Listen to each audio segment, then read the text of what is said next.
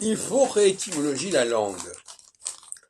Et la réétymologie, c'est en comprendre les structures de fonctionnement. J'en ai parlé tout à l'heure, je reviens là-dessus.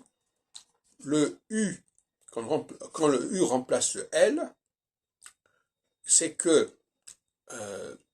le masculin l'emporte sur le féminin et le pluriel l'emporte sur le singulier. Il y a une sorte de frontière.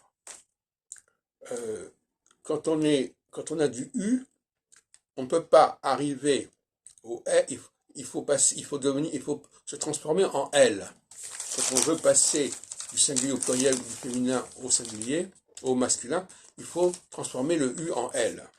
Dans certains cas, ça existe en français, dans d'autres cas, ça s'est perdu. Ça reste quelque part. Bon, alors, par exemple, le mot sauvage, en français, il y a un U dans sauvage. Alors, quel est le singulier de sauvage? Quelle est l'étymologie de sauvage? Eh bien, c'est la selve, c'est-à-dire la forêt. Et dans la selve, qui a donné le prénom Sylvie d'ailleurs, ou Sylvain, il y a un L. Donc le L de Sylvain devient sauvage.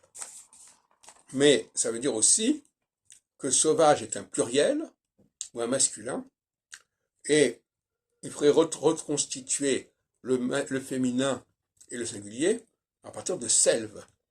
La selve, qu'on retrouve d'ailleurs quelque part peut-être dans seul. Quelqu'un qui est seul, c'est quelqu'un qui est un peu qui est un peu sauvage. Ouais, bon, je ne sais pas jusqu'où on peut aller jusque là-dessus. Pour l'instant, on est dans les tâtonnements. Par exemple, un cas intéressant, c'est les sous. Les sous, ça vient de sol. Le sol, S-O-L, donne, qui est un singulier, donne les sous. Donc normalement, on ne doit pas dire un sou. C'est une aberration de dire un sou. On peut dire 100 sous, mais pas un sou. On doit dire un sol, des sous. Puisque le son ou est un son pluriel et un son masculin. Le son ol est un son féminin, la folle, ou un son singulier, le fol, F-O-L. Il faut que ça se soit complètement intégré dans la pensée, dans la pratique des gens. Je vous donne un autre exemple amusant, le château. Le château, il y a du U dans le château. Donc dans beau, beau renvoie à belle. Belle, il y a un L, beau, il y a un U.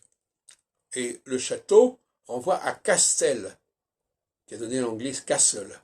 Donc castel, il y a beaucoup de villes en France qui appellent Castel, Castelnaudary, etc. C'est un L, c'est un singulier. On ne peut pas dire un château. Le mot château est réservé au pluriel ou au masculin. Voilà. Il y a donc toute une discrimination, si on peut dire, à travers le